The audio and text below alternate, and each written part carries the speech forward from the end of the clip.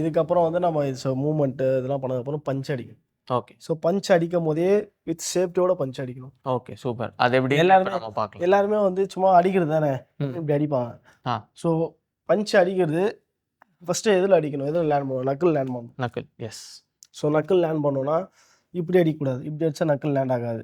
ஃப்ரண்ட்டில் இந்த பார்ட். அதேமாரி எல்போ வந்து பார்த்தீங்கன்னா இப்படி வந்தாலே உங்களுக்கு இந்த ரிஸ்ட் லேண்ட் ஆகாது. ஸோ இப்போ நீங்கள் இப்படி இருக்கீங்கன்னா நிற்கிறீங்க, இப்போ இப்படி அடிக்கிறீங்க, எது ஃபஸ்ட் லேண்ட் ஆகுது, இந்த பார்ட்.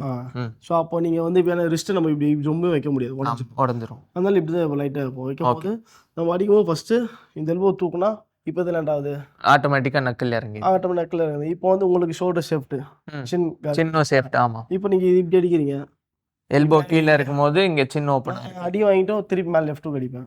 அடிச்சா நாக். அப்போ இது என்ன, இது வந்து இது பர்ஃபெக்டாக இருக்கா இல்லை இது பர்ஃபெக்டாக இருக்கா? மேலே எல்போ தூக்கிட்டு நக்கல்ல வந்து இப்போ இதில் உங்களுக்கு என்ன 2 பெனிஃபிட்ஸ் கிடைக்குது. ஒன்று நம்ம லேண்டிங் கரெக்டாக இருக்குது, இன்னொன்று நமக்கு சேஃப்டி கரெக்டாக இருக்குது, ப்ரொடெக்ஷனும் இருக்குது கண்டிப்பாக.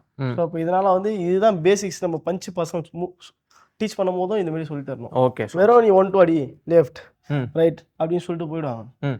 ஸோ அடிக்கிறதும் கரெக்டாக சொல்லி தரணும், லேண்ட் ஆகிறது.